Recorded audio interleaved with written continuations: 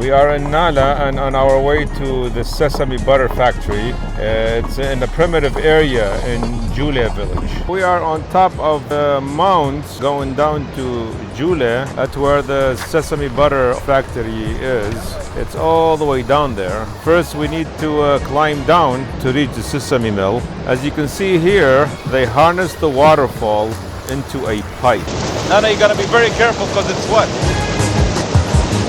They created this cement channel to take the water back to the river from the fall. So this mount has a waterfall that is harnessed. It's used to create the hydropower to run the sesame mill. Before I show you the milling process, let's first walk to where the rivers are. The river is surreal. It is from the mountain neighboring, and it supplies 8 villages in the Nahla region. Now we're heading back to the plant or to the sesame mill.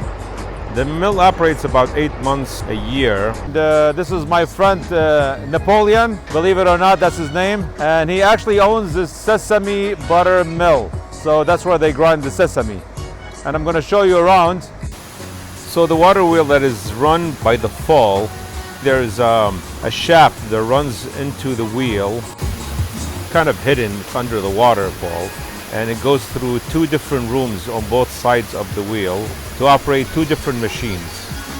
On the left side of it, it actually operates the sesame butter milling, and on the right hand side they use it for other crops, to mill or grind other crops. So the first step is when they bring these bags full of sesame, they have these big cement containers where they dump all the sesame in here, and they soak them for 12 hours so the water penetrates the sesame seed. Then afterward they use this machine here that turns around, and actually it separates, but not completely, the sesame from the shield. And this process here takes for about 45 minutes. Afterward they soak them in salt and water, and what happens is the sesame stays on top and all the shields or the skin of the gets at the bottom. Then after that they put them in these bags. After they put them in the bags, they take them into that water over there, which I'm going to show you, which actually takes away the salt.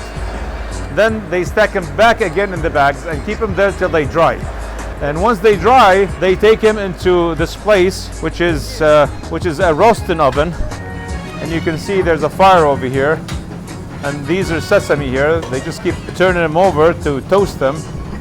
After toasted them, they actually go into this machine right here, where there are sifters. So sift shields that are left over, and the small particles that are there from the sesame. There's this little fan under the sifter that is blowing away the light small particles from the sesame.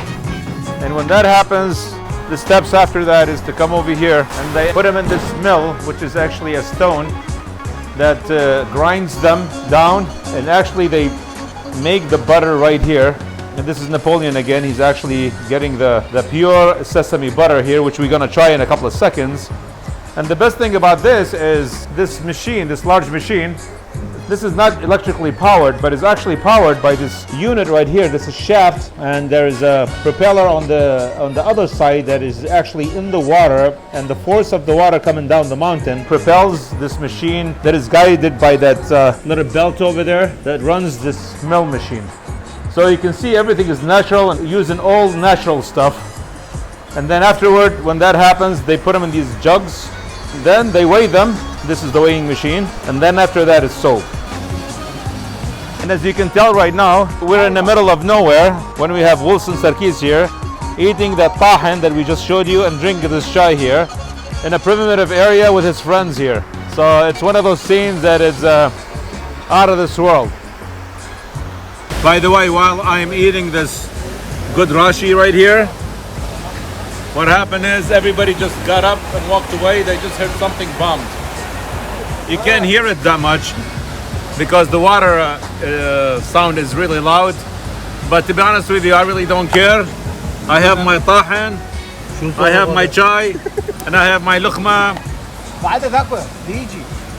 Cheers. But if something happens to me, hey, at least I'm enjoying my tahin and my tea.